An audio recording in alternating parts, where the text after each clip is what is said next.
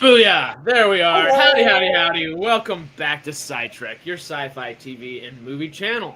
It's Sci-Fi Sundays, y'all. We're hanging. How are y'all? Hello. Good. Good. Doing all right, Stormy? I'm doing pretty good. Had a really good week. Got some work done on Tavern Rejects, and I'm getting ready for my vacation over Thanksgiving. And work is busy. Oh my God, work is busy, but yeah, it's all good. It's all good. Good. Busy's good. This is good. Howdy, Monk. Howdy, David. Howdy, Michael. Howdy, Mike. Juliet. Everybody in here. Hope y'all are doing all right. No, Jay, he was texting me a minute ago. We'll see if he pops up. We'll see. But yeah, we've got some interesting things to talk about. We were planning just kind of a hangout stream, and then half a minute ago we realized, wait a second, there's something pretty damn cool coming out tonight. Dune Prophecy. Yeah. And of course we got some Star Wars and a little Mass Effect to discuss as well, but just jumping off on some Dune. I know we were just kind of talking about it. Sarah, you excited for it? Stormy? I am. I can't wait to Hell yeah. dig into that. Now, shout out to TRK. Good to see you, Tim. Heyo. There he is. Penguin was so good. Yeah, I finished it too. Yeah, it's great. Yeah, Tim, shut up about it. So he's been working all week and guilting me into what I started to watch, and then I fell asleep. But I was already gone. So I do have to start working on that because, I mean, he got me into air fryer, so I know he's not going to do me wrong when he gets me into Penguin.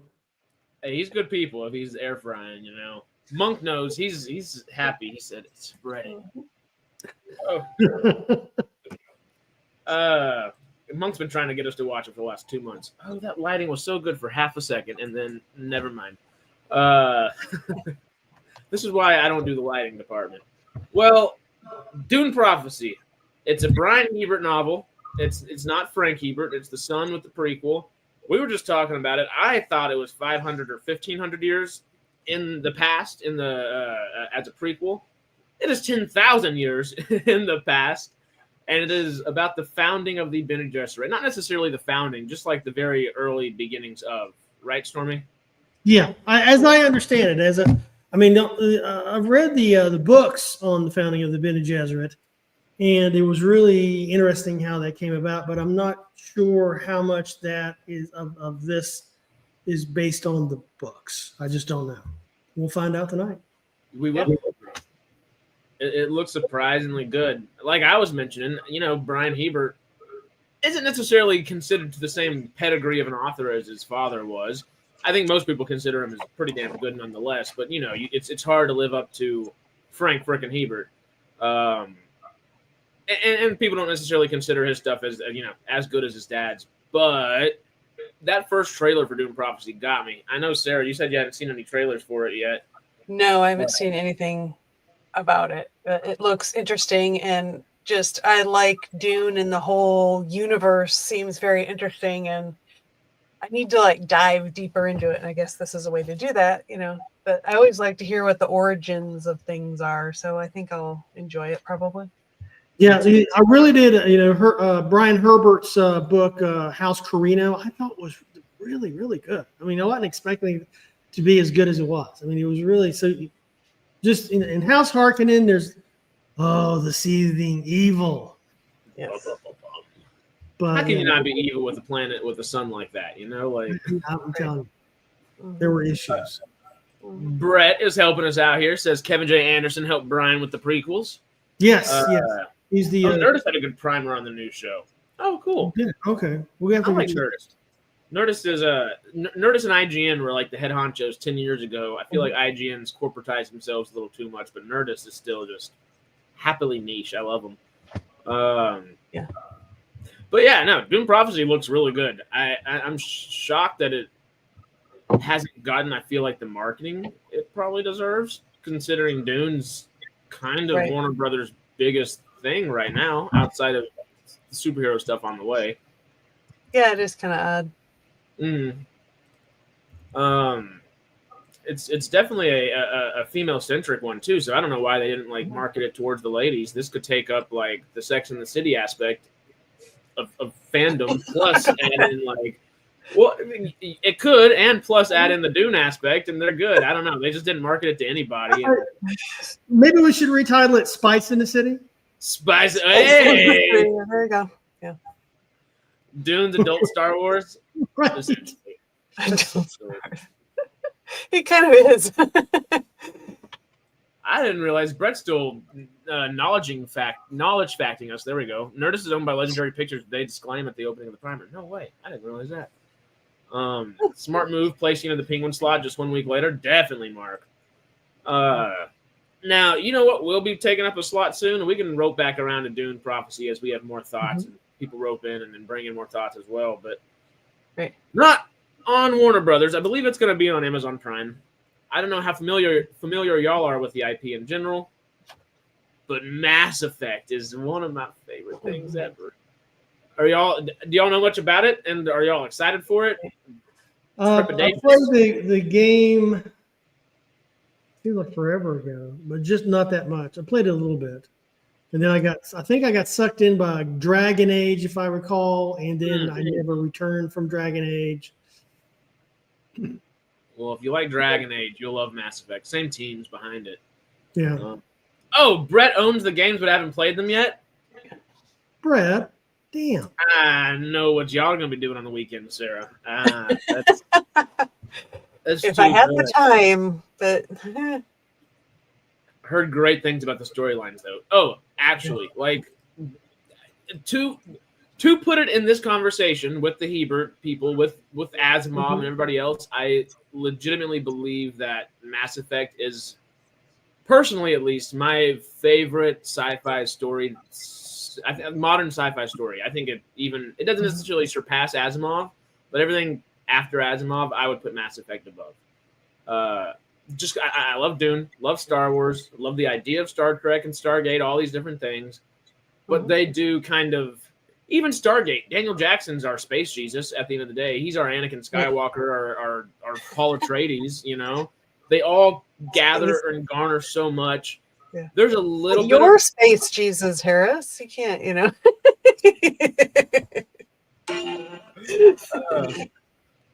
Shoot, I wish. Hire me. Somebody hire me to space Jesus. But no, actually, it is. I guess there's not reincarnation anywhere within Mass Effect. There's a little bit of revival once or twice, but I don't think it plays on the same. It's more of a nod at that instead of trying to like delve into it. It strictly remains science fiction in that sense and not or science based. Still science fiction, of course, but it still tries to be more grounded, even though there is some wacky kind of science technology stuff going on. It still remains grounded in the way they tell the story, and it's so damn good. David said played and completed Trilogy of Mass Effect so long ago, need to refresh. Mass Effect Legendary Edition was released, I think, in 2022, and it's all three of them put together, except Daniel Jackson's Go Now Power. Yeah. Mass Effect being a band that made the theme song for House, maybe. But it's such a good trilogy of stories. Each one is very like individual, but still roping together in a better way than. Obviously, reading a book, you can put yourself in that world. You can kind of make yourself the main character, whatever character you want in your head, kind of deal, and you can kind of see where you would be in that world from the decisions you're making based upon what the author's given you, of course. The coolest thing about Mass Effect, I feel like, is it's almost you remember Netflix Bandersnatch when they did that, where you kind of choose your own adventure type of thing. It's succinctly a video game, but every decision you make matters. So it's more of like a Fallout, Skyrim in that sense, but it's it doesn't necessarily mean you can still go do other things. If you make a decision, you're probably keeping yourself from doing this over here now. And after the game is done, the first game and the second game, you load your save file into the next game. So it continues that story. All your decisions that you made matter, and you're either good or bad, and you continue on that. I think I literally gave you the spiel after Stargate Outpost on Wednesday. Yeah, you did. Literally talking about it. Yeah. But it's so good. That sounds good. One thing that I think is going to be really good for it, that as it airs, is it'll give the general public, hopefully a bunch of people watch it, the best difference between what artificial intelligence is and what virtual intelligence is. Because what we have and what we call AI is simply VI. It's virtual intelligence. It's not an actual quote unquote living being in a way. It doesn't have free thought for itself. Any of the AIs we have. And I think it would be a really good thing for, especially right now with all the coming of age of AI, essentially. I think it'd be good to classify things a little more purposefully instead of just blanketing it. Oh, AI this, AI that. I think that series would be actually not just a fun story, but really good for people, really good for us as a society in a way. And I like that aspect of it. Well, here's a question for you, Harris, and also for Sarah, if you've seen it. How far away do you think we are from Ex Machina, the movie? Well, I haven't seen the movie, but it's about. I know. It's about like a android, right? Right. It's an android that has. I don't want to give away the ending, but it's about an android. Okay. It's about an android. Honestly, the film is a mind fuck. I mean, it is. And all the acting is fantastic. Oscar Isaac, Domhnall Gleeson, Alicia Vikander. Oh. Yeah. But how far away are we? That's the thing I'm trying to think of, because I don't necessarily think we're that far. It's really because think about it. We can kind of go back and use Mission Impossible technology. Those face masks that he uses all the time, they're not digitized like that, but they're real. Like we have CIA director footage from the 90s of people legitimately looking like different people, and we know that Bad Grandpa and every other Hollywood movie that they've done. The Penguin, literally right now, that does not look like Colin Farrell. A little bit of makeup can go a long freaking way. I feel like if they did that on top of a human, or on top of a robot, that might do it, instead of trying to, like Sophia the robot, where they're trying to mimic all of the things. Maybe put like a realistic human mask on top of it, and then you can use kind of AI voice stuff. The hardest part's going to be the eyes and the mouth. But we're really not far. Yeah. We're not far. Yeah, I think we're, it was, especially the kinetics of the robot. I saw Elon Musk's or Tesla's, I guess it was robotics day or whatever, or AI day, and it was like on the back lot of someplace in Hollywood, and they had. That was him announcing all that, yeah, or not announcing. They had the little Tesla robotaxis rolling around. The walking of the robots were really, really impressive. It turned out that there were actors actually, behind the voices, and because that would have been a bit much to merge the two in such a short period of time, I think. Right. Then the robots actually, navigating the area, even a really highly controlled area, was pretty impressive. That was really impressive. Because it's still the Warner Brothers backlots. Like, there's still stuff going on 24 hours a day. Someone might be filming at night, so there's still a film crew here. So they're having to stop people. And it literally took the place. I was there a week after Elon did his thing there. One of my buddies had a little film festival, and I guess I knew a bunch of people in there. David Nutter, the guy that directed the Battle of Winterfell, the Red Wedding, Game of Thrones director. He was there. It was a disability film, screening. Yeah, there we go. It was 4 or 5 different short films, all different actors with disabilities, et cetera, et cetera. One of my friends was in one with the main actor being a guy with muscular dystrophy. And it was a really interesting take. And David Nutter, I had no idea he had been diagnosed with Parkinson's in 2016 or 2018, one of the two. And so he was kind of big on the whole, like making sure people with disabilities are put into films. But, you can make a film about a disability. Sometimes the best thing to do is, just include it and don't even mention it. Just have it be like status quo. It's just a thing. Exactly. Yeah. And that's what a lot of these were. And that was really cool. But that's besides the point. It was in the exact same spot as the Elon robo taxi, robo van, all that stuff was the week before. And literally, they just took all the Elon Tesla stuff and the SpaceX stuff. Essentially took, not SpaceX, but Tesla took the job of the typical golf cart drivers. So they're doing like normal things around a busy studio all throughout the day, which is what you need them to do. While we're thinking about that, have y'all seen those Waymo cars driving around your cities? I've seen them. I've only seen them in San Francisco. Okay. I've just heard people talk about them. I haven't seen They're one. god awful ugly. They're ugly. You can't miss them. I mean, it's just like this.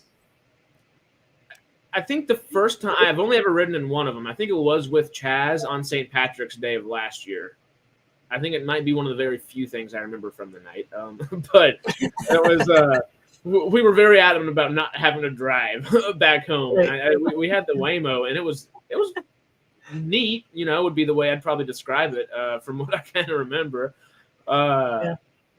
But I've seen so many. Every time I go to Austin, there's a lot in Austin, but especially during Comic-Con and just things going on downtown in the last couple of months, there's been a lot that have infiltrated LA. And LA seems like the right place to have it, but they're everywhere. Yeah. And if that's the case, we're getting into Mass Effect technology. So come on. I knew you'd bring it back to Mass Effect. I can always bring it back to Mass Effect. I did see a couple comments real quick. I just while I'm thinking about Mass Effect. David said Garrus and Mordin are his favorite characters. Y'all would love both those characters. Garrus is essentially your hardened military guy. Garrus would be your John Shepard, if that makes sense. And yeah. Mordin is a cross between. Actually, the closest thing he'd be would be Sam. Just because she is a badass with the weapon, because he's a special agent task force and also like a super scientist kind of deal. And that's just kind of that species. And they're so cool. Great characters. I don't know which avenue they're going to end up taking on the series, but they could do a lot of different things. And we have a video coming out soon, and Avi Arid needs to watch it because I have thoughts about how to do this. And do not make a series about the trilogy of games, or we're completely screwed. Or you might as well not make anything now. Or because he made Borderlands and tried to put 3 games into 1 movie, and we all know how that went. So let's not do that again. Let's learn from our mistakes, Mr. Arad. But anyway, real quick, Brett was mentioning, if I remember the reactions from the time, Mass Effect 2 was the pinnacle of the series, and the third entry was okay, but didn't live up to the second game's greatness. I will never listen to the slander of the third game.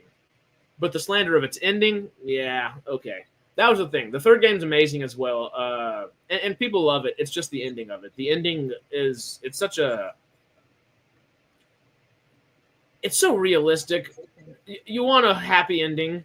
You're not going to get a happy ending with Mass Effect. You're going to get an ending based upon the stories that you played. And you do have options at the end. There are 3 or 4 different endings that you can choose. You're just not going to get a happy ending. No matter how much you may deserve it, happy endings are not your friends. Just saying. No. Oh, thank you, Michael. But no, happy endings are not your friend in the land of Mass Effect. So yeah. Thank you, Michael. Always the banner. I've been getting good about it. What were we just saying, though? I totally blamed. The ending of the third Mass Effect. That's right. And Mass Effect 2 is definitely the pinnacle. It is the epitome of what a pinnacle can be. It's such a good story. It is phenomenal. It's my one job. Thank you, Michael. And thank you, Monk. Y'all hit that like button if you haven't just yet. Mass Effect 2 is a phenomenal. Mass Effect 1 sets the story up absolutely perfectly. Mass Effect 2 takes that and then just runs with it in a way that you wouldn't expect. It's kind of where maybe some of the comparisons could be made of little. It's not Space Jesus-y whatsoever, but that's where like the nod instead of the continuation of the story tactic, I guess, would continue there. Where Mass Effect 1 may have one of the best villains there's ever been. And you know what? Mass Effect 3 doesn't shit the bed necessarily. That's not the right way to say it. Miss Amber Heard. Sorry. What? I'm kidding. That turned dark. Just the term "shit the bed" makes me think of the Amber Heard stuff now. It just makes me start chuckling. And we're going even darker. Yeah, no. But anyway, the third one has one of the best. The franchise has one of the best overarching villains, the Elusive Man, Tim, but not really. He's not named Tim. It's just the Elusive Man, and you can't really tell if he is truly for humanity or for himself. And there's some stuff to be done in that. The third one doesn't necessarily end his story the way a lot of people wanted to see it ended. And that could be one of the faults of the endings of Mass Effect as well. And Mass Effect Andromeda is really good as well. Honestly, we have not been told what the Mass Effect series is about. Mass Effect Andromeda, if Mass Effect 3 gets poo-pooed on a little bit, Mass Effect Andromeda gets very poo-pooed on. And we've lost to Gandalf. Where'd our Danny Gandalf go? But Aviarid, if you're listening, Mass Effect Andromeda very well may be the way to go. It would be definitely dicey and interesting, but it would be free from the restraints of screwing up the rest of the series, if that makes sense. That way you can actually tell the story that you want to tell a good story nonetheless, and not scare off or piss off any of the fans of the actual series itself and the people that are going to want you to continue, and that way you can have a good basis to run off of. Leavenworth here, that's hilarious. He's gone for a quick probing. Quick, talk about Stormy. TRK, give us the details. What do we need to talk about Stormy about? Slightly embarrassing, not too embarrassing. That's what we're looking for, just so we can poke the bear, quite literally. I really hope we tried. I think maybe not last Thanksgiving, but a Thanksgiving, somewhere around Thanksgiving. I think 2 Thanksgivings ago, I was driving and we tried to do a little meetup real quick, and it just didn't pan out. Right. But if I can get them, I'm feeding them for a little bit. I want to give the old Storm Bear a nice plate of ribs, or turkey, or something like that. Whatever season it is. But yeah, we'll jump in back into Mass Effect and Dune, all these. Star Wars, though. New trilogy. We know it's going to be Rey and more of an Obi-Wan role. That means there's a trilogy. The Charmaine Obaid-Chinoy film is still supposedly separate, and it has been pushed back, but not necessarily taken off the docket. Now, with the way Lucasfilm has kind of handled everything the past couple of years, that seems like it should be off the docket in a couple months if we're going on the same timeline that they typically operate off of. But maybe it won't be with Rey in a trilogy as well. I don't know exactly how to feel about it. This could be Kathleen Kennedy's thing that makes her say, you know what, I'm going to be here for the next 8-9 years. Everything that everybody's been worried about, I'm still here. Don't worry about it. Just pretend I'm not here. We got a trilogy. Or maybe this is her final move before her contract finally let up. And this is the last decision, or maybe the first decision without Kathleen Kennedy. I don't know if we have a confirmation or anything like that, but we do know Rey is in this trilogy.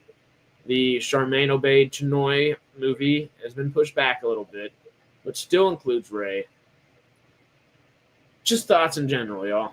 Sarah, you want to jump on?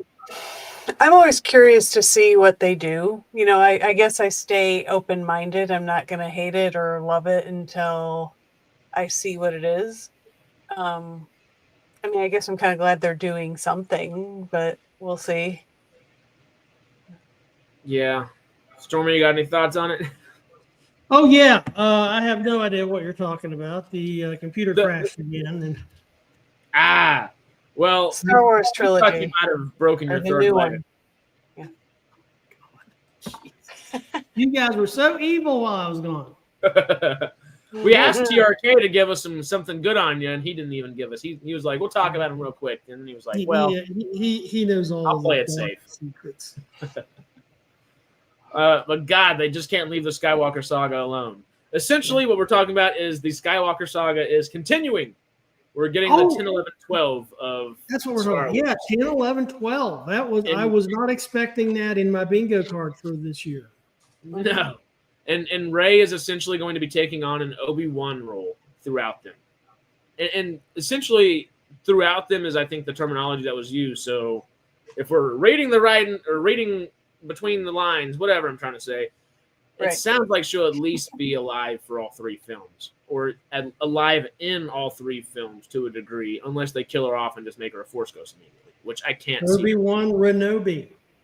Obi-Wan Rey Kenobi. I'm not sure how I feel about that. Flogging a dead walker. I like that. Yeah, literally, though. That's kind of what it feels like. Do you think they have enough to go off of in a new trilogy? Oh, God. Of course, there will be a little bit of a time jump. I mean, you know, if you look at all of the stuff that they've done since the 70s, you know, they can be telling stories. I mean, if they can escape from, you know, the cast of episode 4, you know, kind of like branch out like they did Mandalorian. I mean, there's all sorts of tales to talk about, all sorts of stuff to shoot, write about. Yeah. But they really have to get away from the Solos. They have to get away from, you know, the Skywalkers, etc. You know, I think. I mean, because there's only so much there you can talk about, and we've already gone through the life, death, and rebirth of Darth Vader. So how about, you know, and his son? It's something else, you know. Yeah, I mean, it feels like there's a lot more things they can explore than just the Skywalkers. I mean, I think we've seen just about everybody's origin story, haven't we? Well, okay, that's something that I'll ask right here, because there's so much more than the Skywalker saga, and there's so many good stories to tell, and so much goodness just throughout that you can literally just pick. Oh, you know what? Here's a character that we know of that existed on this planet 400 years ago. Let's tell a story about him, or tell a story about Yaddle 200 years ago, whatever it may be.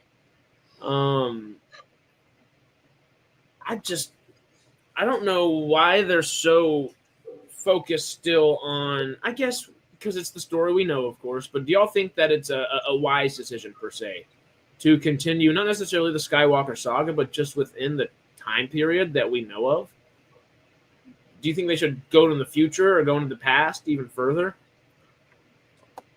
Or do we want to continue, I guess, where we're used to? Well, I mean, you know, if they have a compelling story, I'm all for it. You know, I mean, there's still a lot of questions that was left unanswered when Rey buried the 2 lightsabers in the Tatooine desert and then just picked up her golden one.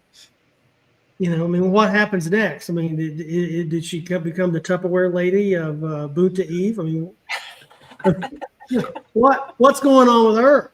You know, apparently she was kind of important to a lot of what went down in both the Empire and the Republic. You know. Yeah, the New Republic is still there, but to what degree? You know, the First Order's still, the remnants of them at least are still kicking, because that's what we're seeing in the Mandalorian. Yeah. Well, yeah, Mandalorian's after the original trilogy. Yes, it's 5 years after. I mean, it has, you know, a real youngish Luke. Mm-hmm. See, Brett, I am with you. Once again, Sarah, Brett's here just with all the goodness. He knows how to tickle our fancies, you know? The only thing that would make sense is if they introduced the Yuuzhan Vong. The Yuuzhan Vong were going to be used in Star Wars The Clone Wars for an arc. They literally have the Grisk, the Disneyfied version of the Vong, essentially. But it adds, if they're going to continue this, I'm totally with you. I guess well, you know what? I guess they have to continue this. You know what? I just thinking about it out loud while we're just sitting right here, and I guess I do talk about it in the video that we're going to have out soon. Just keep an eye out. We're waiting for the edit. But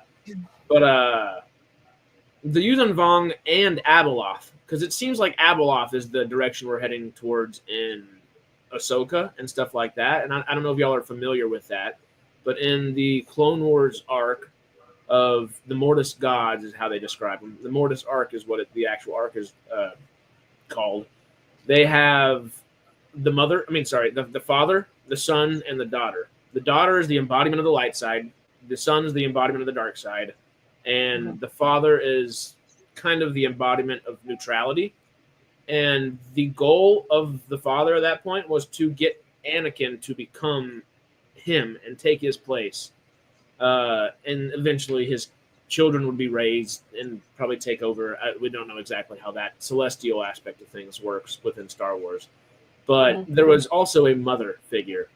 And the mother was banished from not necessarily this plane of existence, but kind of this plane of existence. Also more just the known galaxy for sure. Thousands of years ago, maybe tens of thousands of years ago kind of deal. Way back before Jedi were even being thought of a thing. As the Force was just a conceptual thing within the universe itself. And she was kind of where the daughter was the light side, son was the dark side. The father did lean towards the light side, probably. The mother would have been the opposite. And she kind of delved even worse than the son into the dark side, where she became kind of a monstrous void, like a world eater in a lot of ways. Kind of like Galactus in Fantastic Four, but much more witchy, if that makes sense. Witchy Galactus, if that kind of makes sense.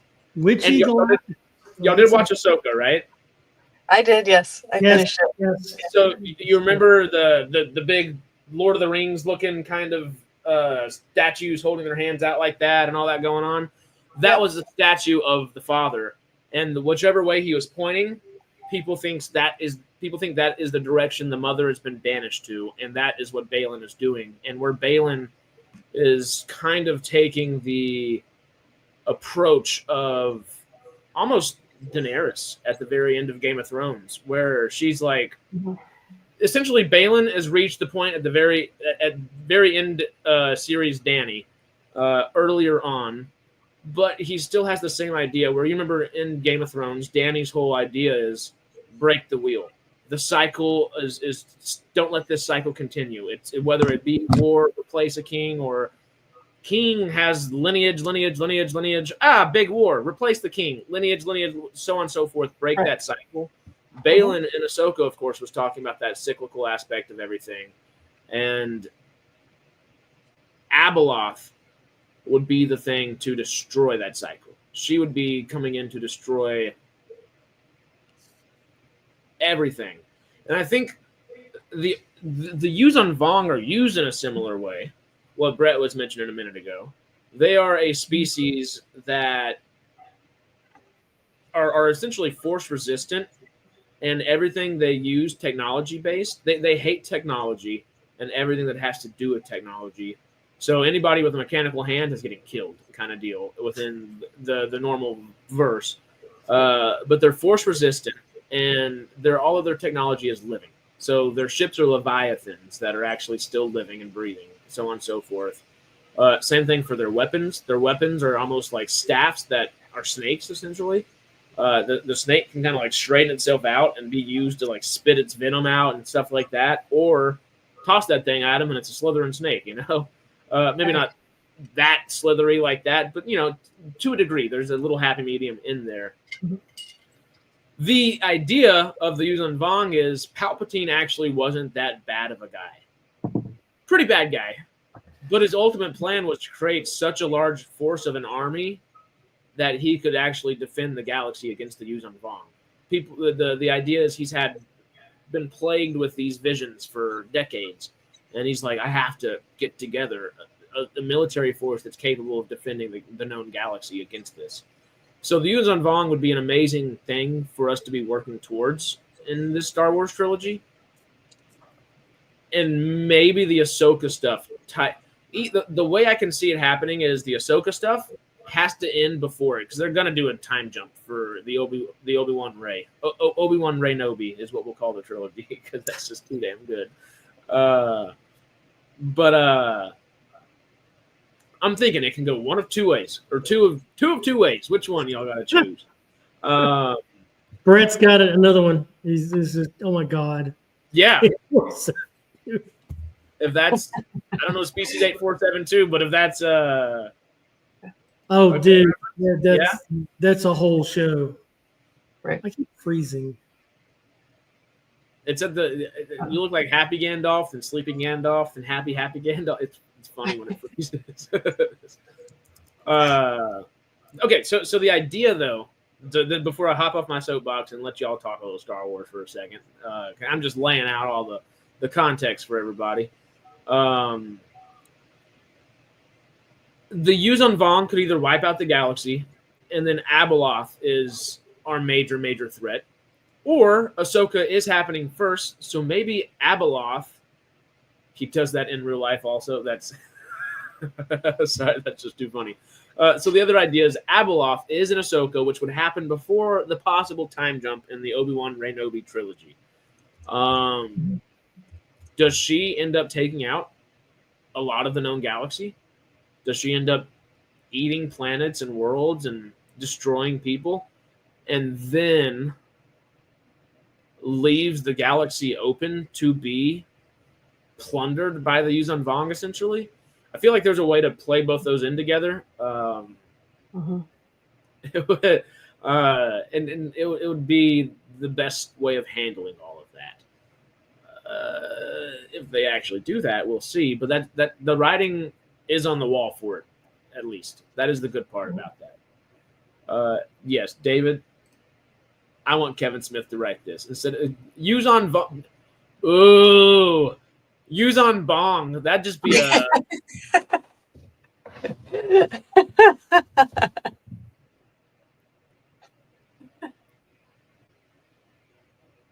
You're giving me ideas. Damn it. I'm thinking, because I'm already planning on, I was going to do I don't think I'm going to be able to do the play this summer that I wanted to do. I did direct a sketch comedy play this past summer, and I wanted to produce another one this year. Not necessarily direct it again. I'd love to. But I wanted to direct a reggae ballet that I've been kind of like slowly writing.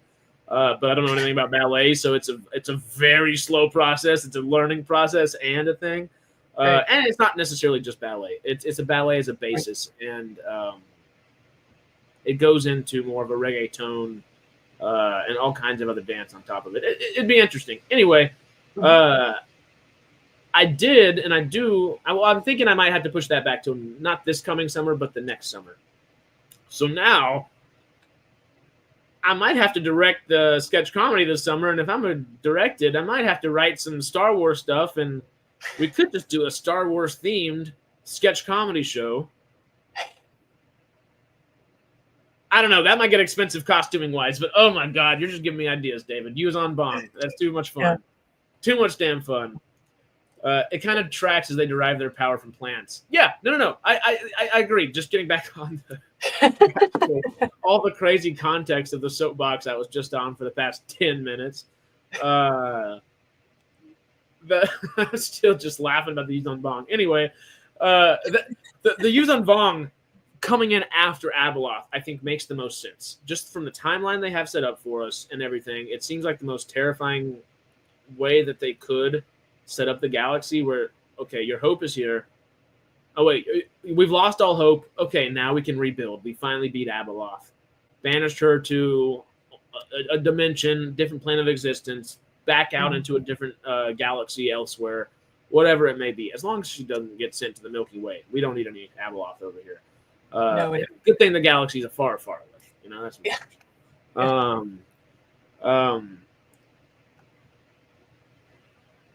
Abeloth just makes the most sense to me. And the news on Vong is the thing that after we've rebuilt, we just can't get a break.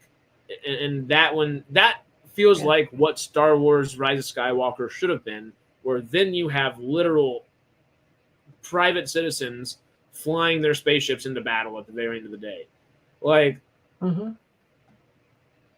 just to put it in perspective again, the reason the First Order exists is because they didn't send all of every single troop they had on Endor after the rebels. It was a small I mean, definitely they were focused on destroying the rebels, but it was a small terrorist cell essentially, and a few terrorist cells that kind of formed together to join a small force. You know, it'd be kind of the same thing for the First Order. We don't need to send the whole frickin' galaxy after them. I guess with the way they laid it out at the end of Rise of Skywalker, you kind of needed to. But to make things make sense again, I feel like the Abeloth to the Yuuzhan Vong route would be interesting. Just from all that context and everything, hopefully I didn't lose you anywhere, because that was a lot of information to go over. I kind of followed. But I mean, I think it makes sense. I don't know enough about the Yuuzhan Vong to like have a real strong opinion about it. But I mean, what you're saying makes sense. I mean, it sounds interesting, intriguing. Well, it would actually be something that it would be bridging the gap between Legends now and the Disney canon. Yeah. Which is beyond necessary. I mean, I can't believe we can go over it over and over and over again. It doesn't make any sense for them to throw out the 40, 50 years of Legends history that they had and then just say, oh, yeah, we'll make all of our own. But now that they've started including some of it, include this, you know, maybe. Stormy, did you catch any of the end of that? It might be reverberating. So is my audio okay? The other computer just crapped out. I don't know. I really got to get another computer. But is my audio okay? Your audio's fine, but we can hear ourselves back, I think, whenever. All right. Let me try to fix that. No worries. No rush. I do have you muted just for the sake of that, just for right now. Just holler at us whenever you want to, or don't holler, just wave erratically, and we got you. Yeah, I thought that might be the case. That was Disney's original sin with Star Wars. Agreed, Brett. Definitely agreed. Monk is saying the New Republic. Oh, that's Melvin. The New Republic teams up with the Imperial Remnant to fight the Yuuzhan Vong. That would make sense. You want to fix Star Wars? Give the franchise to Tony Gilroy.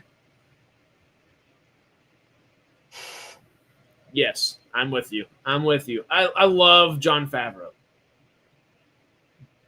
But if they were to do a DC kind of thing where James Gunn and Peter Safran are both co-heads, and they did that with Jon Favreau and Tony Gilroy, we're not going to have anything but amazing Star Wars. There wouldn't just be good Star Wars anymore. We'd have nothing but amazing Star Wars. And I think they're smart enough to do it. I just don't know if they're ballsy enough to do it, if that's the case. Because obviously Kathleen Kennedy has to step down first for new heads to even be put up there. And her contract is up, and there's been no public interim or renewal or not what would not thrown to the side. What would it be? Not a public firing or anything like that. Yeah. It would do really well, and give Rian Johnson his trilogy. Long live Broom Kid. I do agree. Give not Broom Kid necessarily, but give Rian Johnson his trilogy. Broom Kid. Oh, the Broom Kid. Yeah, I remember. At the very end. Took me a minute to remember. I'm like, oh yeah. So I should rewatch those. I've only seen those movies like once, so I need to do watch through again. The Force Awakens and Rise of Skywalker really only Yeah. should be watched once, sadly. Yeah, that's why I haven't watched them again. But then And I Last feel Jedi. like there's things in there that I've forgotten that I need to remember. Oh, totally. Yeah, no. Yeah. It will be necessary to continue on with the new trilogy. So we're all going to have to wrap our heads back around it in a year or two. So Right. expect a lot of online discourse around that time. Everyone has to watch it again. Or hatred. We'll see. You trying to say something, Stormy? Oh. Oh, well, I unmuted you. Now you're still muted. And we still can't hear you now. Tony, howdy. Hello.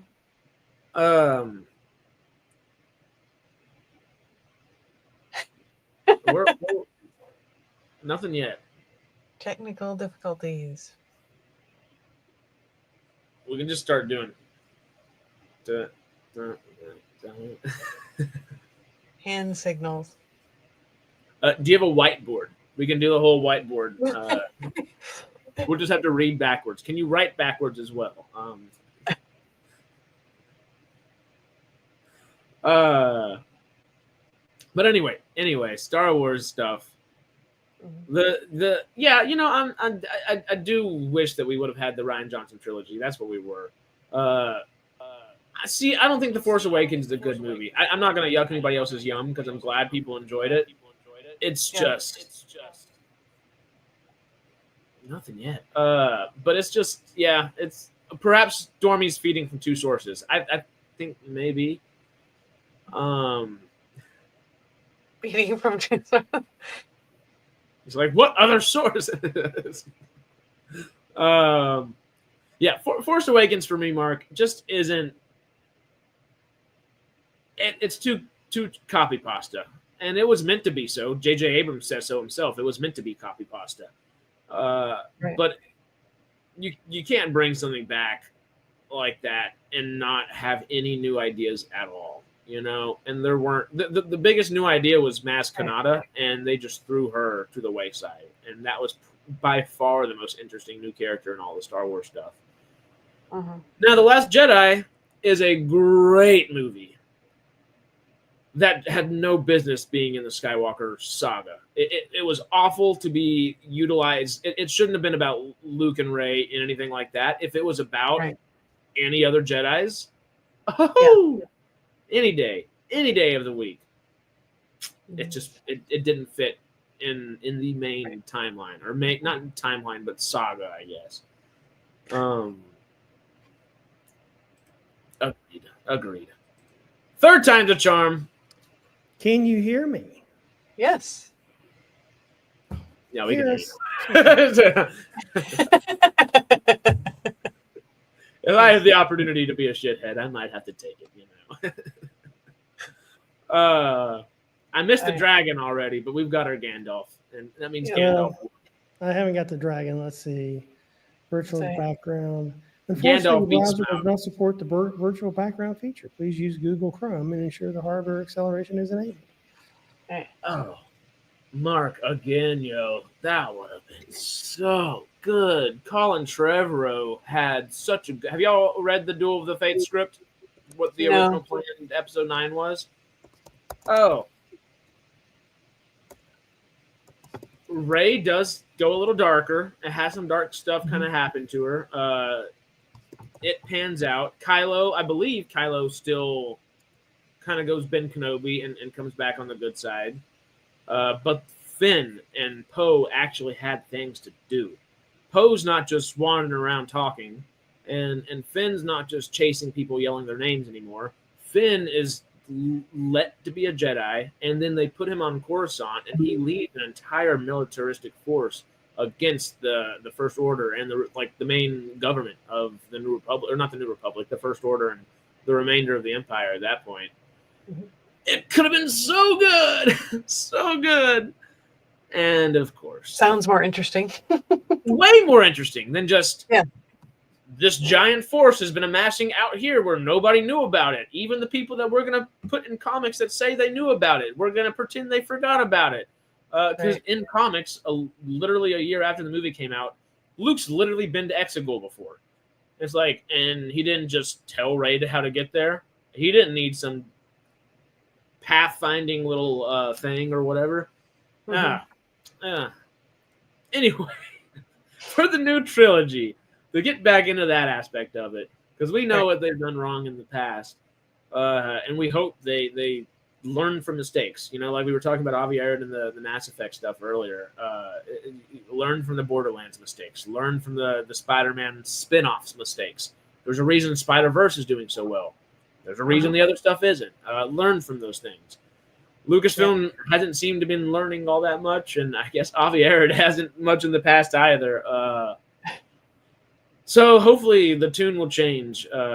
As I don't know if the pendulum swinging like we've talked about will have anything, but maybe it'll be I don't necessarily think that those executives have their fingers on the pulse. You know, they're just telling the stories that they want to tell, or the stories that they think people want to tell, and their fingers aren't necessarily on the pulse, but maybe their assistants are, or they have people that bring that up the line kind of deal. Hopefully those folks will say, well, things are different, so let's try something different. I don't know. Anything. I'm just trying to be optimistic. Give us good quality sci-fi, y'all. Yeah, that's all I want. So can you hear me okay? Yes. I can hear you, Mr. Verizon. Yeah. Can you hear me now? I can hear you now. Monk is saying Finn was a great concept that was ruined. There was so much growth in the franchise that could have happened there. Stormtrooper culture, uprising. Yeah. Oh, yeah. They just teetered on it. Clone Wars, not Clone Wars, I guess, Bad Batch did a little bit better about something like that with the actual Clone Wars rebelling, or the Clone Troopers rebelling. But yeah. So, okay, with this new trilogy, do we want Rey to be the singular focus? Or do we want it to be, you know the question. Or is it Rey and Grogu? Rey and Grogu. I would rather, to be honest, I'd rather have an ensemble cast. You know? Well, I mean, I'm sure there will be, but I'm thinking more of like if Rey's taking the Obi-Wan role and she is in charge of the new Jedi Academy of whatever status and size it is at the time we catch up with them, the only other character we know that'd be there for sure right now would be Grogu. Unless, of course, Grogu dies in The Mandalorian and Grogu. But I don't think that's going to happen with him in the title there. It's just, of course, the toy aspect, the marketing aspect, that's there in a heartbeat. You have to have the cutesy thing for kids. They seem to always have that. You've got it. Well, I guess Rey has BB-8 and D-8, so she has two little droids that are adorable. Which I actually do like both those droids. But yeah, do y'all think Grogu is the most viable applicant that we know of, I guess? I would agree with that. Yeah. I mean, I like the idea of like the Rey and Grogu, you know, what their roles are in the universe, and be interesting. Sony presents Grogan, Low Grain later. That'd be fun. Literally, I read that, and I don't know if y'all watch American Dad or not, but oh my God, what's Roger the alien has like is he I think he's just another member of the species pops up, and he calls him Ragu for a little bit, and Ragu is like Grogu and Rey put together. I'm gonna just call it the Ragu movies. Oh my God. Yeah, there you go. I like the Obi-Wan Rey Nobi and the Ragu. there we go. She'd be able to talk to him through the Force, which would be nice. Yeah. Yeah, though, for a trilogy, I don't even know where. Of course, we can just spitball and guess all day, but just the characters that we know that would be there for sure. Grogu's there. Do you think Mandalorian's there? If they do a 15-year Titan jump, do you think Mando's still there or Boba's still there? Ahsoka? Because that means they have to do a little bit of aging up on makeup-wise for people on set. Not necessarily a bunch, but to some degree. Well, Ahsoka, we don't know how her species ages. Maybe they don't age rapidly. So that, I think the Togruta live. Yeah. They live longer than humans, so that's good. Yeah. But not like a lot longer. Right. So she'd be good. Just keep Ahsoka. Please keep us. Do not kill off Ahsoka. Whatever you do. I would like to see Mando, but I don't know if that amount of time it works because he'd be pretty old. I mean, I don't know. So riddle me this.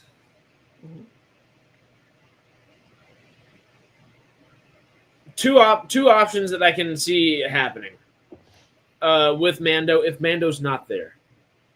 Maybe Mando has gone back to that little marsh with the lady that was a little friendly to him from the first season. Oh, yeah. She's supposed to come back.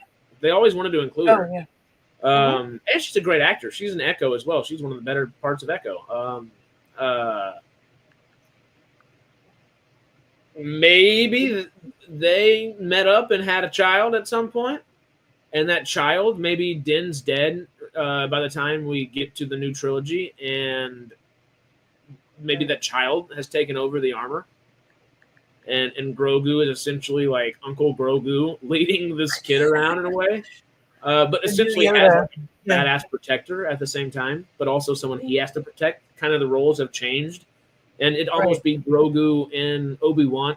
That would be really interesting because it would be Rey would be the older Obi-Wan character, where Grogu would have to take up the younger Obi-Wan kind of mantle of let me train somebody, even though I'm not necessarily ready to train somebody. I'm still he'd just be a teenager, and at that point he'd be barely past infant, little Yoda species. The only other thing is that I could think of is maybe Mando and Grogu befriend somebody and that armor is given to them. Maybe we get like a much older Cobb Vanth later on, and Timothy Oliphant's character from Boba Fett and I think an episode or two of Mando. Maybe he could have that and be like a much older grizzled character that does get killed off, and he's really only looking after Grogu for that. And then maybe give the armor to Mando and the other lady's son. I don't know. Whatever's going on. I got ideas. All good ideas. But what would you all feel about that? If we do see that shiny Mandalorian armor again, but it's not Din Djarin, would you be upset in those movies, or would that intrigue you to figure out what Din's story is going to end up being? It would intrigue me. Maybe even if we don't see him again. I mean, there's all the storylines about Bo-Katan, and I think we just scratched the surface in terms of the stories of the Mandalorian. Mm-hmm. Well, him and Bo could have a child, have an actual like Mandalorian child, and that would be maybe the person. Maybe Grogu is the one who we all want to get the Darksaber if they ever reforge it. Maybe it's Mando and Bo's kid raised by Grogu in a way. I don't know, just spitballing, of course. Well, I just think it's sweet. We're all trying to get Jin laid. We're like, Din, come on, man. Like, Tony's with us. Well, if he had a baby with this one, or maybe he had a baby with that one.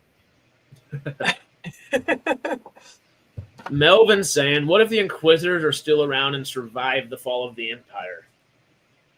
That would be an actual decent threat. If they don't go the Abeloth or Yuzan Vong route. Right. Maybe they are... You could almost use the Inquisitors the same way they have been used in the past, as a secondary villain. And maybe we think they're the primary villain until we're for sure that the Yuzan Vong are coming, or for sure that Abeloth is on the way. And then maybe the Inquisitors have to team up and actually fight with us, or us, the Star Wars characters, really, Yeah. that fight with the good side, whoever the good side is in the story we're watching. Right. The friend of my friend, or whatever. Anyway, the thing is, enemy of my enemy is my friend. Yeah. Whether it be for a little bit or not, because I don't think they'd stay there. But also, they're ex-Jedi. All the Inquisitors were Jedi at a certain point, so maybe they could be talked back, which could be. Yeah. Maybe they are taking more of a Balin approach, because we don't know how many Inquisitors there actually are either. That's true. We don't. Mm-hmm. We don't know what their organizational structure is. I mean, we know there was this one group. We know they're given numbers and a brother and sister title, and not much past that. Yeah, that's it. Right. So, are they like a religious order, or is it more just doing the bidding of the Empire? It's the bidding of the Empire. They were a religious order because they were part of the Jedi. They were the Jedi that either, I guess, got trapped and they didn't kill, or were already imprisoned, or ended up betraying their fellow Jedi in front of Anakin or whoever it might have been. Right. I think that's how the Grand Inquisitor became an Inquisitor, because he saw Anakin coming up and he just sensed everything that was going on, and he just killed his guards that were with him. Instead of helping them fight back against Anakin, he killed them both, or a couple of them, whatever it might have been, and said, bowed, bent the knee, and said, I will serve, kind of deal. And that's kind of the case for most of them. I still haven't seen Tales of the Empire, which I need to do. I should do a little watch party for that. But I know Barriss Offee becomes an Inquisitor, and she's an Inquisitor because she was essentially not a nemesis of the Jedi, but had definitely lost their trust in a few different ways and had been imprisoned by them. So one of their own imprisoned, you probably don't like what they're really about truly. You were literally trying. The reason they put you in prison is because they don't like what they're about. So try this one out. And that's kind of the way they would get a lot of them. Maybe the Inquisitors find their way to Moraband, the ancient Sith world, or even Korriban. You mean the same place with different names? Which it is. It's just the Sith world. It was Moraband when the Sith had it. Korriban is what the Republic calls it, if I believe. It might be backwards. But that would make sense. Find a way to make them almost your first order of Inquisitors. But also they totally would have their own Balin-like philosophies, so you could have a more interesting character than just simply evil guy with a lightsaber, number 3, or whatever, Yeah, that'd be interesting. Would you all rather the Inquisitors, or I guess or would you rather, I guess, because the original plan for the sequel trilogy and where we would have been going if we would have followed George Lucas's original plan when he sold it to Disney in the 6 film treatments that he had for them, because he had episodes 9 through 12 ready, or at least not 9 through 12, 7, 8, 9 ready. And he had the ideas for 10, 11, 12. Korriban is the birthplace of the Sith. Okay, so it was backwards. Moraband is, I guess, what we call it nowadays, or Coruscant calls it nowadays. Us as the viewer. I kind of want to see the Inquisitors series that's right after Order 66 was given. That's what Tales of the Empire is. A lot of them, they went to ground, and you knew, that the Empire didn't give up on making sure their orders were followed out. I think that'd be a good, good versus evil kind of chase series. Yeah, and that good and evil would be kind of grayish in a way. Yeah. Kind of like Django Unchained, but for Star Wars. Oh, that'd be interesting. Right? Wouldn't that be cool? That'd be really cool. Give us Tony Gilroy for that any day. Please. Yeah. Yeah, I don't know. Would y'all be more intrigued with Inquisitors coming back as a villain, or kind of going in that the original George Lucas plan where the underworld was going to kind of take over the space of power in the that vacuum of power in the galaxy, where maybe it's not Jabba, but now Boba owns that. So maybe Boba's the big villain, or Fennec Shand, or whoever ends up taking over from Boba. I don't know. Inquisitors feel more. I like that the Inquisitors have that kind of, I don't know. They're good villains. They do have a fuck you attitude, certainly. Yeah. Mm-hmm. Whether it be the Sith or the Jedi, or just a random Joe. Yeah. A detective that's finding Jedi and does not realize what he's doing. That sounds like the Andy Griffith Show. That sounds like it might be part of Andor season 2, but yeah. Okay, but one way or another, we can talk about all the different hypotheticals all day.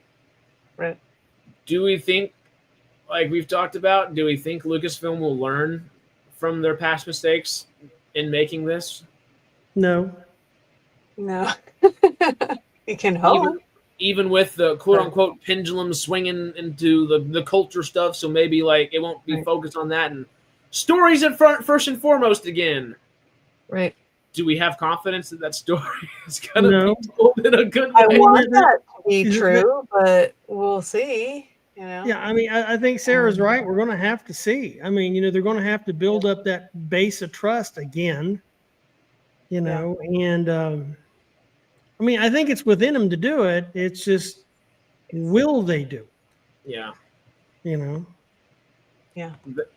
Leaning heavily on, and as much as I've loved Dave Filoni just as a Star Wars fan in the past, I'm not convinced he's where they need to go or be.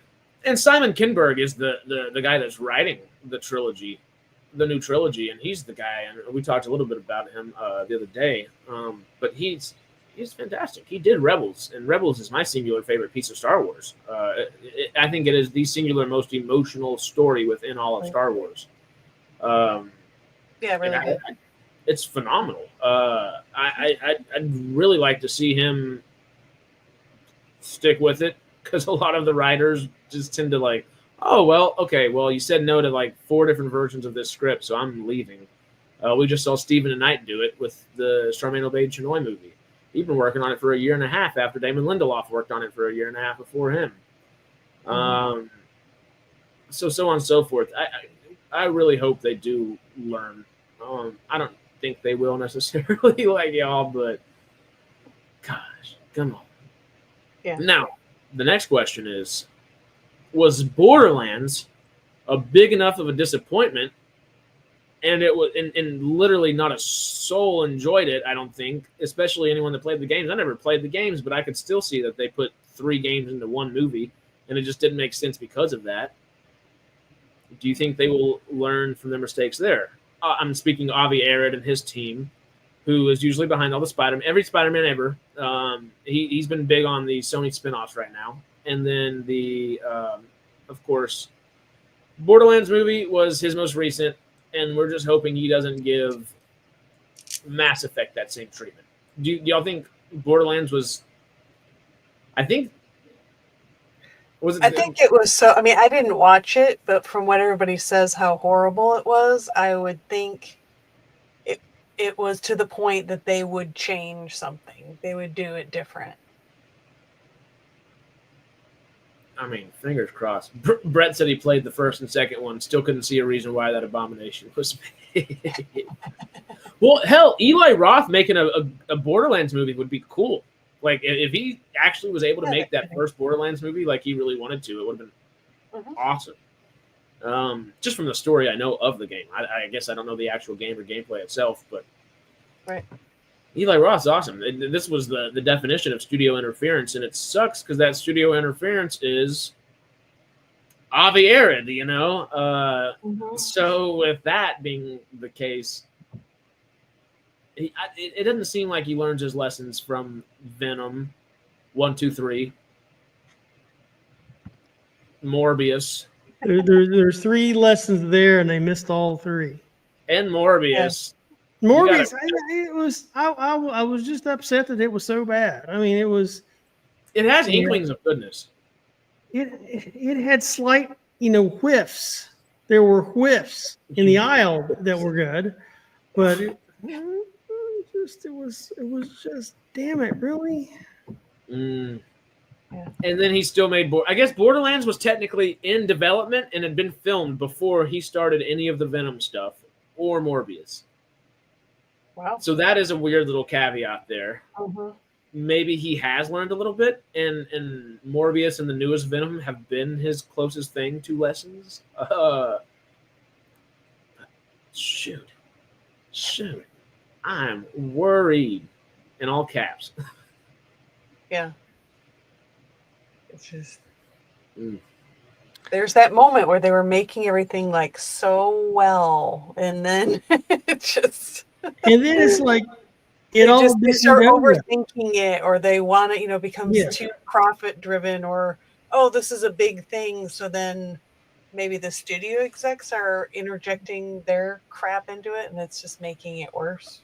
Oh, they definitely are. And the biggest not finger on the pulse, like we were talking about it earlier, that we've had the example of was when Morbius was released, and it was the number one talk on the internet.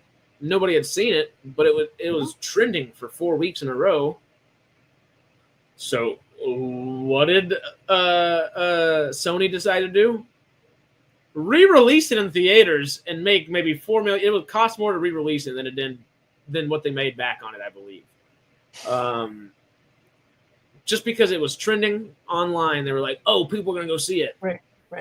No. Well, that mistake of Twitter is not everybody. You know what I mean? No. It's like it's when you look at the amount of people that are on Twitter compared to the general the amount of our population, it's like you can't go on just what social media is doing. I mean, it's something, it's a part, but it's like just because something is not there doesn't mean the rest of the world cares. Mm-hmm. Yeah. What can we do? I know. Absolutely nothing. They don't listen to us. I'd love to have some solution after all this, but they'd have to spend money to do more market research. It's easier to just look at what's happening on Twitter and Instagram, I guess. Maybe. Well, yeah, but they gotta at least when they do so, pay attention. Because that would have solved the Morbius thing. Of course, it's trending. Yeah. Everyone's talking about it on Facebook, on Twitter, on every Instagram, all these different places. Everyone's talking about it. So I guess from their point of view, they're like, "Oh, it's not just one echo chamber here. Like it is everywhere." Right. But the context matters. Nobody was saying anything good about it or wanting to see it. They were talking about how bad it was. It had great social media engagement, but it wasn't really. Heartwarming. The engagement wasn't pleasant. The engagement wasn't full of joy and happiness and cuddles. It just wasn't. Which you don't necessarily need for an old vampire, but you could have used a couple more for this case. Hey, Gary Oldman's Dracula was cuddly. Definitely. I'm just saying. Still terrifying, still would kill you, but he'd kill you in a cuddly way. Yeah. And he was very well dressed when he did it. Yeah. It's just it's an interesting dilemma we're at with that because it's such a great IP, Mass Effect. Right. Like I said, people that have played it adore it, and I consider it one of the best sci-fi stories, especially modern sci-fi stories that we've been given the grace to watch, witness, whatever. And it sounds like it would make a good series of movies for sure. Oh, it would be so good. But it cannot be done. They cannot do the trilogy in a series. There simply is too much. Avi Arid, if you need help, I got you. I shit you not. I'm not going to pull it up on my computer because then you'd be able to see everything. But I have, and I've had this literally panned out for years or laid out for years in my notes. I have the exact way to do this. I have 5 different phases, like the original MCU. I am prepared. I know the amount of films, the amount of TV shows for each different phase. You cannot start it with the main trilogy if you're going to start it with a singular game, which probably isn't even a good idea. I don't think Mass Effect Andromeda could be done in a game, or the game could be done in a series. But it probably shouldn't be done that way either, because there's just so much in there. The best way to go about an IP that has this amount of just, I guess, lore, just world building to go off of, because it's stuff that we're familiar with. I think you bridge the gap almost like The Expanse does. And if you want to start with the film, you start with First Contact War. I don't think you do the First Contact War as a series. I mean, you could, but I think you go way back and give people a little bit of the alien aspects of it. I don't even think you need. Okay, well, I would probably start if I were to do it. I would start with an animated series just for the sake of including the alien aspect of the world and bridging the gap between the aliens and the humanity aspect of things. And or I guess there would be humans at that point, humanoid species back then. But what they should do, which I think I've seen a couple times, is pick something from the IP as a whole and cover it. So Major Shepard, the guy that the whole series is based off of, Commander Shepard, Major Shepard. Oh my God, I've got Major Paul Davis, John Shepard, and Commander Shepard. I'm just my brain's I don't doing. know who you're talking about anymore. Shepard, Stargate Shepard, Mass Effect Shepard, M.E. Shepard. There's 2 Shepards. Okay. Oh, M.E. Shepard. There you go. You totally left out Finn Shepard. Damn. I know, right? No. Are we ever going to get another Sharknado? That's the question. Are we ever going to get another Sharknado? How many did they make? Like 10 of those or something? I lost track at 6. I think there's 6. I never watched. I mean, I saw clips. That was enough for me. Well, they got Mark Cuban to play the president one time. I mean, it was awesome. Hilarious. Now, don't get me started because never mind. I have funny little ideas that can go off of anything. I've got so many notes, it's not even freaking funny. Hollywood, I'm here for a reason. Talk to me. But within Mass Effect itself, Shepard, where was I going with all the Shepard stuff? I have no idea. No one knows. You're talking about the Mass Effect thing. Yeah. Okay. We should pick something from the world to do as a series, and that would be the best place to go. The thing I was going with Shepard there is he is a special ops unit called an N7. Or not N7. He's a Spectre, but he's also a special ops unit before becoming even more of a special ops unit for like the galaxy. He's a human special ops unit, and I think that is the group of people that we should be following. The N series of combatants within the United Nations military, I believe, or the Earth military. There is their special ops unit, and that would be a way of almost kind of like that new James Bond stuff that we've been talking about for a while, where Jamie's been telling everyone for the last 2 years, which is kind of proven to be right finally in the news, which is always fun. It takes a while sometimes, y'all. But, a little vindication never hurts. So what Jamie was saying about the young James Bond for years is probably, I think, the best route to take for this as well, is take either the young character that you would want to see done later, or almost do it as an anthology of, not necessarily, you could do it truly anthology-like, but you could do each season based on a rank, all the way to N7, which is what Commander Shepard is by the time you meet him, and it's his ranking and the things that he has done gives him the consideration to join the special ops unit. But N7 is special ops, and it might be the perfect type of series to do that. Shepard Book, Shepard Firefly. Don't forget Shepard Book. And his frightening hair. Anyway, no, I think your main point was kind of pick sort of what the main thread is through all of it and focus on telling that story. Mm-hmm. And it doesn't even have to be the main thread. I feel like the end series of special ops people would be the best way to do it, because that's your main series, main character. Whenever Shepherd's Pie, God, Jesus, girls, just cracking up in here. So here's a question for you. Sure. So with all of the Star Wars we've gotten from books and comic books and everything, Right. On Tatooine, we're for all the little kids living on Tatooine, we never see we never see them with a comic book in their hand. What would be the content of a comic book within the Star Wars universe? I mean, would it be cowboys and aliens?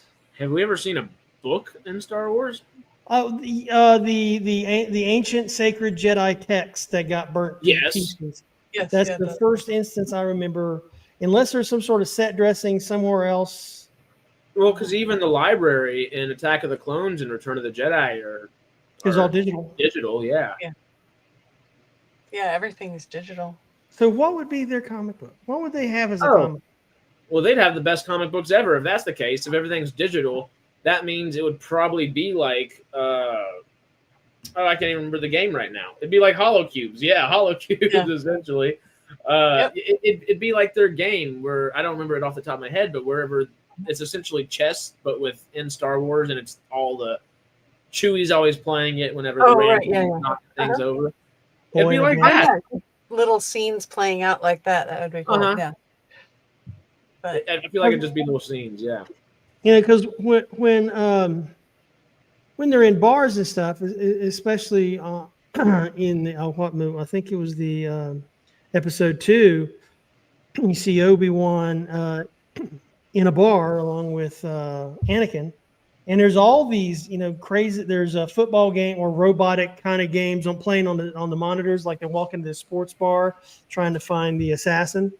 The guy comes up so they do have games. They do have other sorts of media. And so I was wondering, well, what would their comic books be? Would it be Boy and a Bantha? A boy and his it'd be anything. I don't know. Or Boonta Eve, whatever it is. Boonta Eve, yeah. Hollow chest. I was like, it's something simple. Empire propaganda, probably. Yeah, honestly. It'd be Republic propaganda into Empire propaganda. Yep. And 18 you might volumes of a story called "You Will Submit." Yeah. Or it's great to support the Empire. It's so wonderful. Yeah. Join Grandpappy Palpatine. I don't know, like. There was this years ago. Somebody made this fan film. It was stormtroopers on Tatooine, but the theme was like it was ripped out of the pages of Cops, the TV show Cops. Oh, right. And it's probably somewhere still on YouTube, but it was like these stormtroopers. They're breaking up some sort of domestic dispute with Uncle Owen. So and we've been out here before, been out here a few times, and it's just hysterical. Is it like the handheld camera? Like yeah. The same format as Cops, but it's just somebody had a really good weekend. Was it Troopers? Troopers, yeah, that was it. Troopers. Cool. Okay. Sci-fi quest to the rescue again. Okay. I'll see if I can find it. The little stormtrooper that could. That's great. And we know everybody. Everybody recognizes it. Okay. Hell yeah. See, I'm not that. I think is it just 2 troopers or is it a slew of them? I think. Well, I remember there's like there. I think, and I specifically remember at least scenes with 2 of them. There could have been more. I'm not sure. Okay, because if it's 2, I think I might remember it. Because troopers does sound familiar, but that's great. That'd be honestly. And they're chasing down Jawas and beating them up, and yeah. With the Bad Boy song playing over. Well, David's saying, Stormy, because he knows you like highbrow films, you should watch and you should love Zombeaver. Zombiever. Great effects. So Okay. well acted. I'll have I to- remember it. Ish. Oh, Beaver. It's so much fun. I You think I'm will gonna have let Tim watch it first. probably smart. Probably smart. But it is so much fun. That's Make one of him those take the spoof bullet films for that's just Tim. enjoyable. But if you really want to watch a good spoof film that has some undeadisms to it, Tucker and Dale versus Evil is the best thing ever. It's so good. It's so bad. It's so good. Bubba Hotep. Bubba Hotep. Okay, so we're about an hour and a half into it. Yes, we are. What do y'all think? Every genre we can think of. Yeah, I think so. I was gonna ask if it's time to talk about what we've watched this week. I think Sure. Sure. Sarah, you want to start us off? Sure. Well, I finished The Penguin, which was great. Very dark, but I liked it. That last episode. Yeah, that was pretty. It is so Wow. Anyway, I wanted to watch. Silo season 2 came out. I didn't get to watch the first episode yet. I wanted to, but just didn't have time. But I loved the first series, like the whole concept of these people living in this isolated bubble, and what's happened with the earth outside. And anyway, it's just interesting. Anyway, what else? Well, I watched all of Ahsoka. Love the whales. Space whales. Yep. The best. What else did I watch? That's pretty much about it. I mean, still kind of my husband and I are getting through Defiance. We just started the final season of it. So yeah, was I'm it going just to start watching the Dune series today. Hopefully, for Silo season 2, what did they drop the whole season, or was it just 1 or 2 episodes? I think it's just 1 episode. Okay. I've just seen reviews of episode 1, so I'm assuming it's 1 at a time. I haven't looked it up actually. Silo's based on a series of self-published novels. Yeah. Oh yeah, it was kind of like what was the Martian? That was the Andy Weir. He published 1 chapter at a time, and I don't know if it's Patreon or whatever, but he'd do like 1 chapter, and then people would freak out about it, dump more money into it. He'd do another chapter, and all of a sudden he had the Martian, and now he's a world-recognized author. So yeah, the cool thing about Silo was it was self-published. It was just and I do think self-publishing is. I know a buddy of mine. He's done some self-publishing, and it's led to other people publishing his own stuff.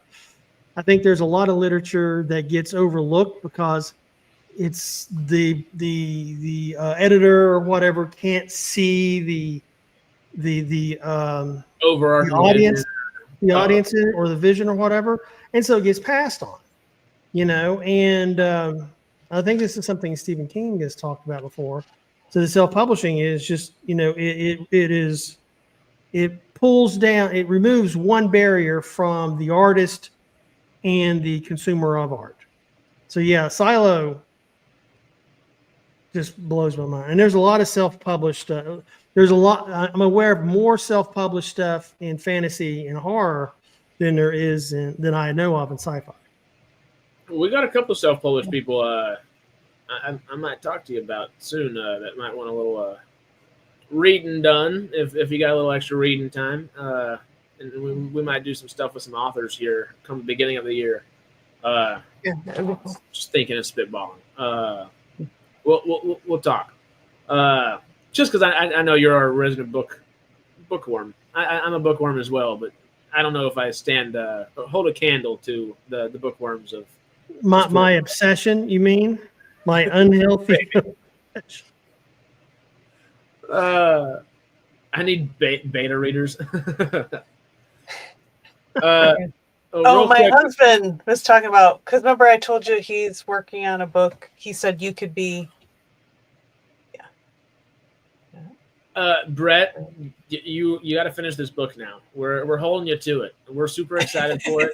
If it takes 3 years, we'll still be here and we'll be ready for you. I mean, yeah, we're talking about it now, so now you're done, man. Now you got to finish it. I'm just kidding. Give us the date, and we're gonna hold you to the date right now. I think it's tomorrow. Isn't it tomorrow? Come on. He's taking off the next day and a half of work, and he's typing. Just bang it out. Yeah. Yeah. Yeah, I saw your guys' comments. Cool. And Melvin's writing his sci-fi because you said Brett's is more of a fantasy, correct? Mm-hmm. Okay, cool. Mm-hmm. Stormy said fantasy book. Mm-hmm. Before we jump into what you watched this week, Stormy, Mark was saying he watched a lot of Gen V and that it's a better show than The Boys. Kind of like how The Penguin is better than The Batman. I actually kind of agree with you. I don't think Gen V ended as well as any of the seasons of The Boys has ended. I think the last episode was kind of like generic, like have superhero people fighting. It kind of like found a way to just do it instead of, telling the story that was necessarily there. But the rest of the season was really good. Yeah, I watched I finished off The Boys, I guess, a couple weeks ago. And I was just, I was exhausted by the time it ended. I was just like, I was glad to get it over with, kind of, But yeah, so and the spinoff Gen V, man, I really had a difficult time getting over the menstrual blood that killed people. The whole murder scene with the menstrual blood in the opening sequence, huh? In the opening sequence, and I'm trying to piece together how the attacking menstrual blood tied in with the rest of that story, and it just didn't. It just seemed like it was a violent one-off. Now, if it had if it was sentient menstrual blood, that might have been something cool, or if the menstrual blood itself turned into a superhero. But it was just like, it could have just been about a pile of wild barbed wire wandering the town.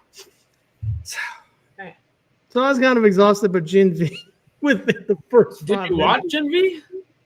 I watched the first couple episodes, and it was okay. It just seemed like it was just one. Let's see how they can shock the audience, Right.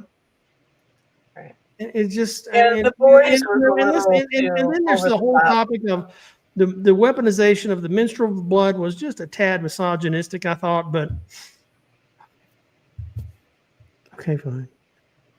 Yeah, I can see that. I thought it was the opposite. I thought it was honestly like empowering in like a way, not like a way that I guess we would understand or anything, but it seemed like it was a.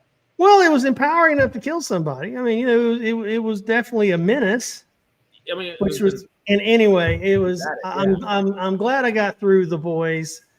I'm glad I got that, and I didn't get through Gen V. And I don't know if I'm just wiped on the whole storyline or not. It was just. I don't know. It was just like it was a show with too many assholes in it. You can only have so many jerks at a time being represented on screen. I will admit that the scenes with the romantic octopus. Oh, and The Boys, yeah, yeah. She loves him, and he's kind of not with it, but he still got the octopus. There was the unrequited love of the octopus. That was kind of intriguing, I will admit that. But it was just, I have complicated feelings about those. Yeah, no, season 4 was not the right direction, I didn't think, and not necessarily even for like the extra politicalization of it, because it's always been political, even though season 4 was super political. It just, like you said, it's who am I rooting for now? Everyone's an asshole. Yeah. Even Huey's an asshole now. Starlight's an asshole now. Frenchie is probably the closest. Mother's Milk and Frenchie are probably the only two characters that are like, Okay, but Mother's Milk, like you're like, all right, dude, I get it. You're staunch and you believe in what you believe, but go help your people or go do something. Like he ends up being an asshole by just association or an asshole by not doing something that he probably could and should have done to help. Where Frenchie is almost an asshole in the sense of, well, actually, he's not much of an asshole. He just wanted to turn himself in, and that just sucked for Kimiko. But oh well. Frenchie and Kimiko, I think, are the only two in that series that don't have they haven't been fully tainted yet, I guess. I am sure they will get there. Oh, of course. They got I one know in my season heart they will get there. Got one season left to do it. And then they got a bunch of spinoffs. But yeah. You're rooting for Homelander's son? No. Well, maybe. I don't know. That kid's going to need some couch time, certainly. Yeah. All right. Well, besides that, what else have you seen this week? Okay, so I've been binging. I watched the original Stargate film. It seems like every time I watch it, I see something new in it, you know? And I started watching Stargate SG-1, started binging that. I was going to watch some of the new episodes of Yellowstone, but fell asleep on the couch because I'm useless. And that's about it for this week. Oh, and of course, let me back up to last weekend. Then I watched all of the extended editions of The Hobbit, all the extended editions of Lord of the Rings. Yeah, and then that's it. Well, I would hope so. And then I watched Avengers, then Endgame, and then Infinity War, and Ragnarok. And I think that's it. Damn. Only? Jeez, slacking off. Yeah. Showing off over here. You said I'm the father of sci-fi and fantasy over here. What are you talking about? I got this hat for a reason. I got this one because it's the corporate colors of Virgin Galactic. So because I was going to wear it for Halloween, but it didn't come in until last week. So missed Halloween. I was about to say because that one's different. The other one you have is black, right, or is it brown? I've got a stack of them. Okay. Yeah, I think you've seen the gray one, you've seen the black one, you've seen the purple. Purple's my favorite so far, by the way. Okay. I like purple. I went to TCU for a year, so it's entrenched in my brain. All right. So what did I watch this week? I did finally make it back to the movie theater for the first time in like 3 weeks, and I felt like somebody going through withdrawals. I was like, "Get me back," But I'm gonna go see Wicked on Wednesday and Gladiator on Thursday this week, so I'm gonna be back in there. So I'm excited. But I saw Heretic, however you want to say it. Heretic. Yeah. Heretic, the new Hugh Grant film. And it is damn good. It is damn good. Of course, it's very religious based. It's not a horror movie. It's much more of a thriller. But it's worth it. You are thinking about everything it's talking about as it's talking about it in the movie, and then after the fact, your brain's just on 80 miles an hour on the highway. It's just going, just like, okay, well, this makes sense from that argument here, and this makes sense from that argument here. Well, what about this aspect of it? Because they did kind of put this little intriguing bit later on in the film to make you think about it even more, and it's just a really good movie. It's not the best one I've seen this year by any means. I don't know if it's even in the conversation because there have been some much better films, maybe. Not to negate how good of a film this was. It just made me think more than maybe anything else has this year. Outside of Megalopolis made me think just a little bit more, but I was kind of like wanting to think out of that. So this was one I could kind of just jump into and just have my brain tickled, which was nice. Outside of that, finished The Penguin, which was freaking amazing. That last episode was dark. but so good. Yeah, like he turns a corner. That's right. And The mom stuff at the beginning, right. the mom stuff Yeah. by the end, Vic, man, Vic. Vic.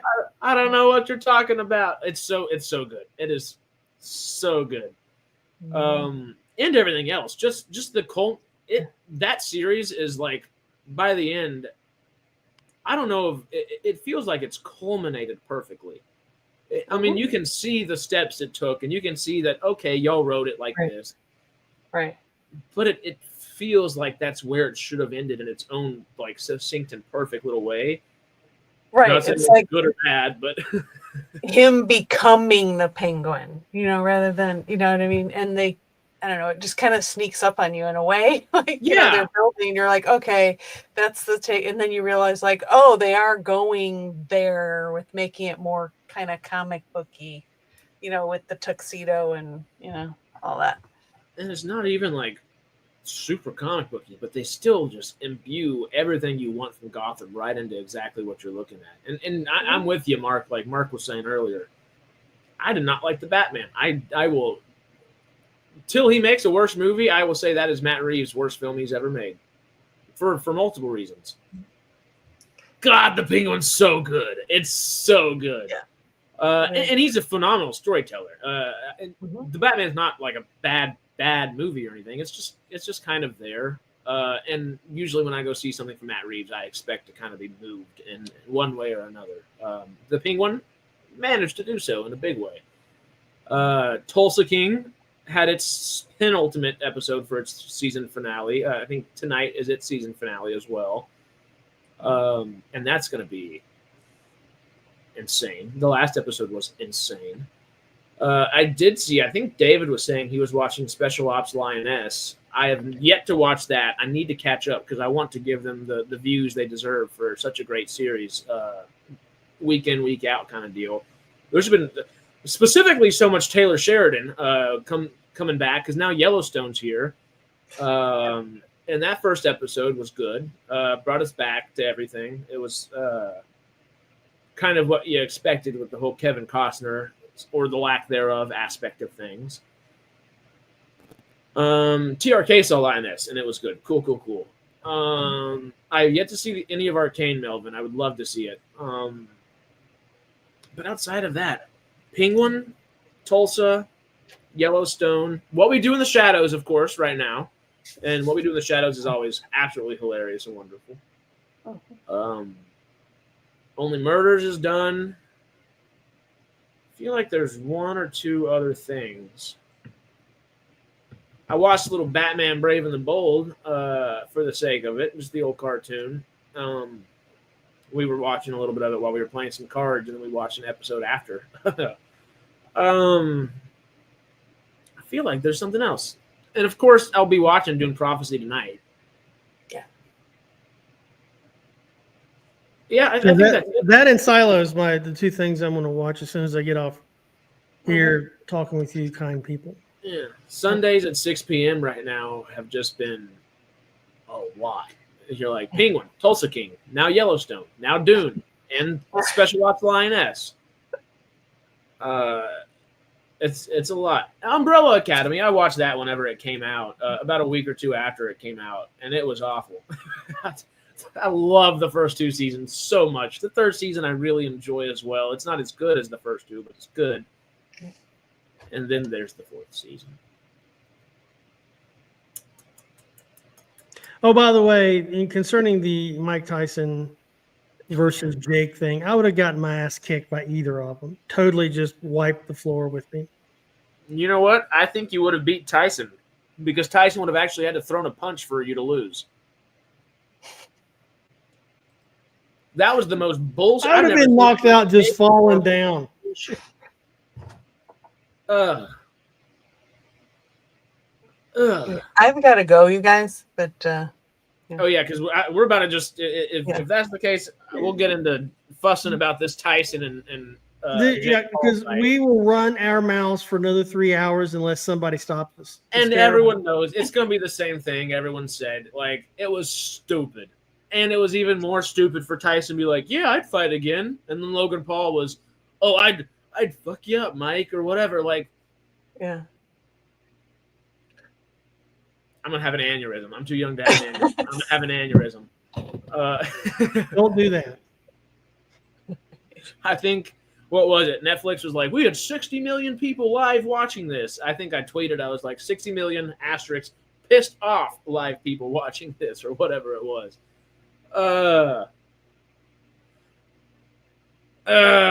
Okay, we're going to call it a day. All right. We're calling it a day. We love He says y'all. he's Anything gonna call else it a day. before we hop out of here? Bye, Sarah. Thanks Bye. for coming on and good to see you again. Yep, good to see you. All right. Bye. Bye. Yeah.